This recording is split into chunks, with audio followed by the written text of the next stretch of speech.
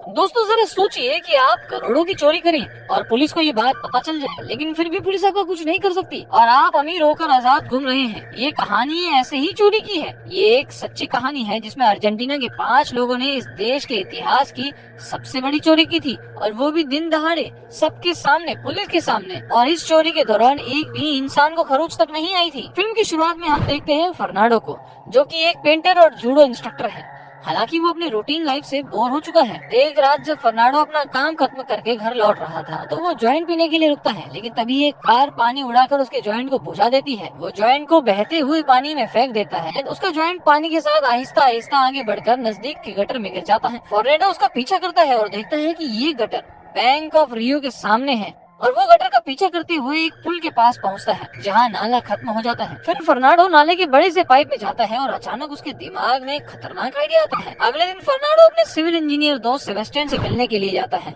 और उसे bank of रियो में लूट करने के अपने आइडिया के बारे में बताता है। सेबेस्टियन को भी पैसों की बहुत जरूरत थी, इसलिए वो फर्नांडो का आइडिया पर काम करने के लिए तैयार हो जाता है। लेकिन उसका मानना है कि बैंक रॉबरी को अंजाम देने के लिए उसे गाड़ियां, कई सारे इक्विपमेंट्स और काफी पैसों की जरूरत होगी। इसीलिए फर्नांडो एक ऐसे आदमी की तलाश करना शुरू करता है जो बैंक रॉबरी के इस प्लान को फाइनेंस कर सके।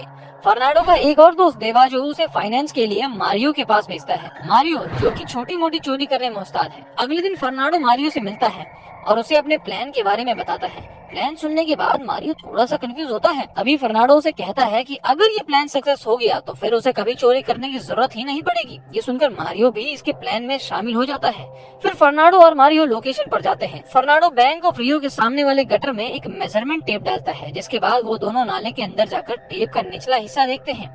कुछ गिनती के बाद फर्नांडो बताता है कि वो करोड़पति बनने से सिर्फ 18 मीटर दूर है। लेकिन मारियो को बारिश की फिक्र रहती है, अगर बारिश आ गई तो वो लोग फंस जाएंगे। लेकिन फर्नांडो कहता है कि वो लोग उस दिन चोरी करेंगे जिस दिन मौसम बिल्कुल साफ होगा। मारियो को भी उसका प्लान बहुत पसंद आता है। अगले सीन में हम देखते हैं कि फर्नांडो, मारियो और देवाजो बैंक रॉबरी को प्लानिंग करने के लिए एक मीटिंग करते हैं। वो बैंक में सुरंग खोदने की योजना बना रहे हैं, लेकिन बैंक के सभी कमरों में मोशन सेंसर हैं। फर्नांडो कहता है कि मोशन सेंसर कभी भी मूवमेंट को ट्रैक नहीं करते, वो सिर्फ तुम्हारे टेम्परेचर को चेंज होते हुए नोटिस करते हैं। इसीलिए वो स्लीपिंग बैग से एक सूट बनाते हैं जिससे वो अपने शरीर का टेम्परेचर मोशन सेंसर से बचा सकते हैं। अब उनके सामने सिर्फ एक प्रॉब्लम थी, और वो ये कि फर्नांडो ये नहीं जानता था कि बैंक की तिजोरी को कैसे खोला जाए। इसीलिए वो अगले दिन बैंक के आसपास के इलाकों में छानबीन करते हैं। सेबेस्टियन के साथ बैंक में जाने से पहले फर्नांडो बैंक के आसपास की तस्वीरें लेता है। सेबेस्टियन बैंक के स्टाफ से अकाउंट ओपन करवाने के बारे में पूछता है, जबकि फर्नांडो बैंक के अंदर तस्वीरें लेने लगता है। लेकिन तभी वहाँ पर एक सिक्योरिटी गार्ड आ जाता है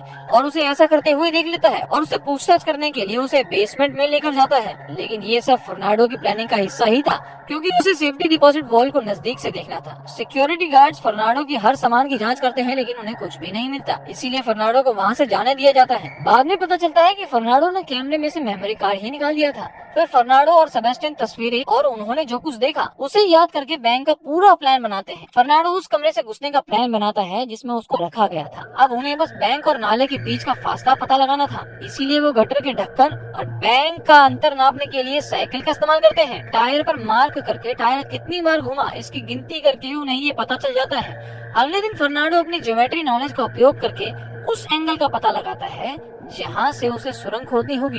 यहाँ हमें पता चलता है कि जो पैसा वो चुराएंगे बैंक के पास उनका इंश्योरेंस होगा। इसका मतलब चोरी से आम आदमी को नुकसान नहीं होगा, बस बैंक वालों को होगा। उस रात फर्नांडो और अन्य लोग नाले में जाते हैं और सुरंग खोदना शुरू करते हैं। अब ये लोग अल्बर्टो नाम के एक लड़के को भी अपने साथ लेते हैं। इतनी प्लानिंग करने के बाद भी फर्नांडो और उसके साथियों को 400 लॉकर खोलने का कोई तरीका नहीं मिल रहा था। पहले वो लॉकर खोलने के लिए ब्लोटोर्च का इस्तेमाल करने की सोचते हैं, जिससे एक लॉकर को खोलने में 1.5 मिनट का वक्त लगेगा और ऐसे 400 लॉकर खोलने में उन्हें करीब 7 घंटे लगेंगे। इसीलिए फर्नांडो सुझाव देता है कि क्यों ना हम में से एक उसी बैंक के दूसरे ब्रांच में लॉकर किराए पर लेकर लॉकर का बारीकी से निरीक्षण करें, उसके बाद वो फैसला करेंगे। अगले दिन मारियो उसी बैंक के दूसरे ब्रांच में एक लॉकर लेता है और लॉकर को खोलते वक्त वो लॉकर को बड़े ध्यान से देखता है। अब मारियो और उसके साथी एक वैन को चुराते हैं और अल्बर्टो के घर के बाहर उसका इंतजार करते हैं। तभी वहाँ पर पुलिस आ जाती है। पुलिस को देखकर वो सभी घबरा जाते हैं।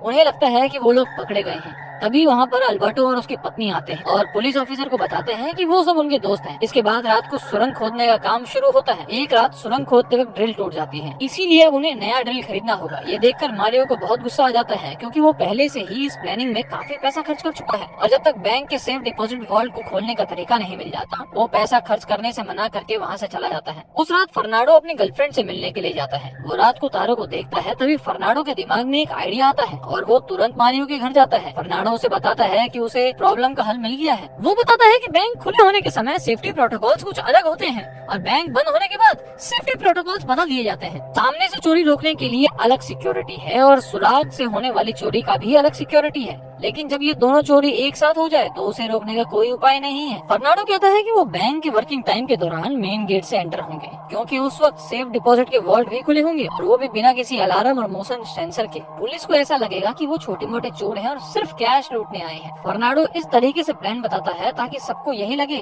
कि लुटेरे मेन गेट से ही वापस लौटेंगे और इससे पुलिस को शक भी नहीं होगा कि ये लोग सुरंग के रास्ते भाग जाएंगे। फर्नांडो का आइडिया सुनकर मारियो बेहद खुश होता है। अब बैंक रॉबरी का दिन आता है। गैंग के सभी मेंबर्स अपने उंगलियों पर ग्लू लगाते हैं ताकि उनके फिंगरप्रिंट छिपाए जा सके। सेबास्टियन नाले के रास्ते अपना काम करने के लिए अंदर जाता है जबकि फर्नांडो और बाकी मेंबर्स बैंक के अंदर आ जाते हैं और अपने अपने मास्क पहन लेते हैं। मारियो और देबाजो अपनी गन निकालकर फर्स्ट फ्लोर पर जाते हैं। वहीं फर्नांडो और अल्बर्टो ग्राउंड फ्लोर पर सबको अपनी गन पॉइंट पर ले लेते हैं। वो बैंक कर्मचारियों को फ्लोर पर लेटने का ऑर्डर देते हैं। वहीं एक सिक्योरिटी गार्ड सीसीटीवी रूम में पुलिस को अलर्ट करता है, लेकिन वहाँ पर फर्नांडो सीसीटीवी रूम में से हो रहे कम्युनिकेशन को सुन रहा था। बैंक में मारियो कैशियर को ऑर्डर देता है कि वो सारे के सारे पैसे बैग में डाल दे। वहीं अल्बर्टो जाकर पार्किंग का गेट लॉक करता है। कुछ ही देर में पुलिस बैंक के बाहर होती है। पुलिस को देखते ही फर्नांडो एक सिविलियन को गन पॉइंट पर लेकर पुलिस को धमकी देता है कि अगर पुलिस ने बैंक में घुसने की कोशिश की तो वो उसे मार देगा। इसके बाद फर्नांडो बैंक में वापस आता है और अपने साथियों को बताता है कि लूट का पहला फेज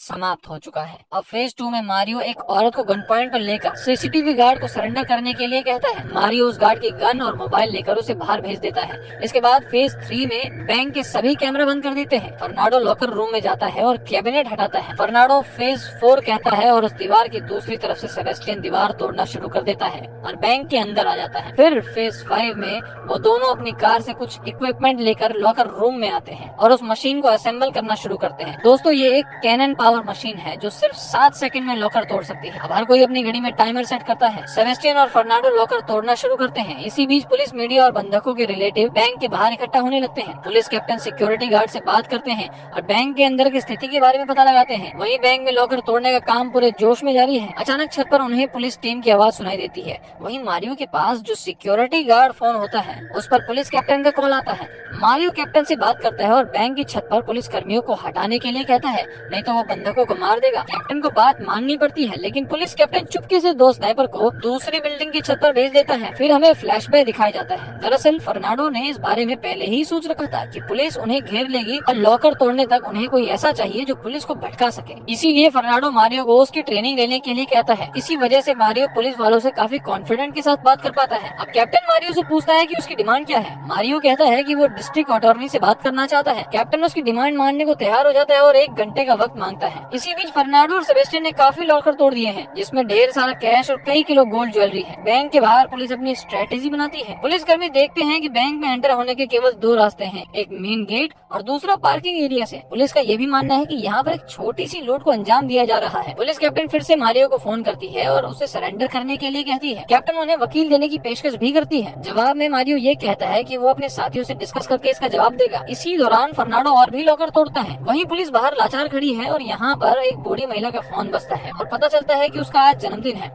मारियो उस महिला को विश करता है। वहीं देबाजो उसके लिए चॉकलेट लेकर आता है। पुलिस उन्हें बर्थडे सेलिब्रेट करते हुए देखती है और मारियो उस महिला को गिफ्ट के रूप में आजाद कर देता है। मारियो खिड़की के सामने आकर पुलिस कैप्टन को फोन करता है और कहता है कि उसने अपने जीवन के 15 साल जेल में बिताए हैं और वो तभी सरेंडर करेगा जब उसे आश्वासन दिया जाएगा कि उसे कम से कम सजा होगी। कैप्टन ने इस बात से मान जाता है और स्नाइपर्स को पीछे हटने का आदेश देता है। मारियो खिड़की से दूर हो जाता है और कहता है कि वो सिर्फ ये चेक कर रहा था कि पुलिस गोली चलाती है या नहीं। तभी वहाँ पर डिस्ट्रिक्ट अटॉर्नी आता है है, लेकिन मारियो बटोनी को गाली देता है और उसकी जगह वो अपने वकील से बात करने के लिए कहता है। जब कैप्टन उसके वकील का नंबर मांगता है तो मारियो उसे किसी हॉस्टेज का नंबर दे देता है और वो फोन उठाकर अपनी आवाज बदलकर नकली वकील के रूप में बात करता है और इस तरह वो अपने साथियों के लिए काफी वक्त ले लेता है। अब मारियो ने सभी बंधकों को फर्स्ट फ्लोर पर बंद कर दिया है। फर्नांडो और बाकी साथी लूट का सामान लेकर वहाँ से निकलते हैं। फिर मारियो अपना फोन बंद कर देता है। इससे पुलिस कैप्टन को शक हो जाता है। तभी पुलिस कैप्टन की नजर गटर पर पड़ जाती है और सोचता है कि बैंक रॉबर्स इस रास्ते से भी भाग सकते हैं। सब मिलकर लूट का सारा सामान सुरंग के जरिए नीचे फेंकते हैं और एक बोट में रखते हैं। वहीं ऊपर फर्नांडो अपने सारे हथियार वॉल्ट में रख लेता है और यहाँ पर हमें ये पता चलता है कि ये सारे हथियार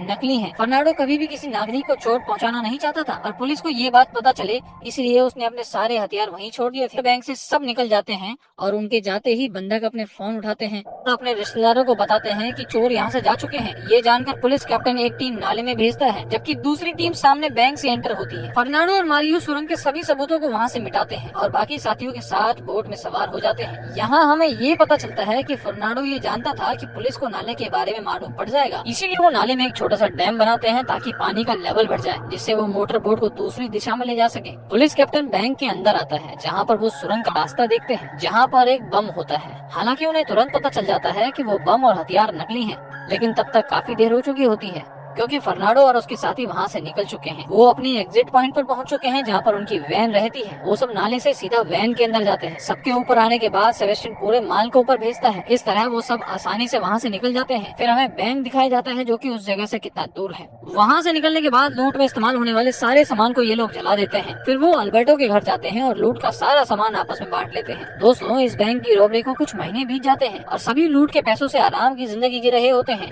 तभी एक दिन अल्बर्टो की पत्नी उसे एक लड़की को किस करते हुए देख लेती है और उसे मालूम पड़ जाता है कि अल्बर्टो उसे धोखा दे रहा था। वो काफी गुस्सा होती है और पुलिस स्टेशन में जाकर एफआईआर दर्ज करवाती है और ये भी बता देती है कि बैंक रॉबरी में उसका पति अल्बर्टो भी शामिल था। और इसका परिणाम ये होता है कि एक के बाद एक सभी गैंग मेंबर्स पकड़े जाते हैं, सभी को जेल में डाल दिया जाता है। जिसके बाद फिल्म फास्ट फॉरवर्ड में 7 महीने आगे बढ़ती है। हम देखते हैं कि फर्नांडो जेल से रिहा हो रहा था और मारियो उसे वेलकम करने के लिए खड़ा है। इसके बाद पता चलता है कि फर्नांडो ने ये तैयारी भी पहले से ही की थी कि अगर वो पकड़े जाते हैं तो क्या होगा। इसीलिए वो लूट के दौरान खिलौने की गन का इस्तेमाल करते हैं ताकि किसी को चोट ना पहुंचे और वो छोटी सजा पाकर ही जेल से छूट जाएं। साथ ही फर्नांडो और गैंग के बाकी लोगों ने लूट का बड़ा हिस्सा छिपा कर रखा था क्योंकि बैंक के सेफ डिपॉजिट वॉल्ट में रखे गए सामान का कोई रिकॉर्ड ही नहीं होता। लेकिन बैंक ने अंदाजा लगाया था और उनके मुताबिक लॉकर में $2.5 करोड़ कैश और ज्वेलरी थी, लेकिन पुलिस ने केवल $11.7 लाख और 8 किलो ज्वेलरी रिकवर की थी। बैंक के पास कोई ऑफिशियल रिकॉर्ड था नहीं, इसीलिए पुलिस अपराधियों के खिलाफ मामला ही न चला सकी। इसी तरह फर्नांडो के गैंग ने चोरी भी की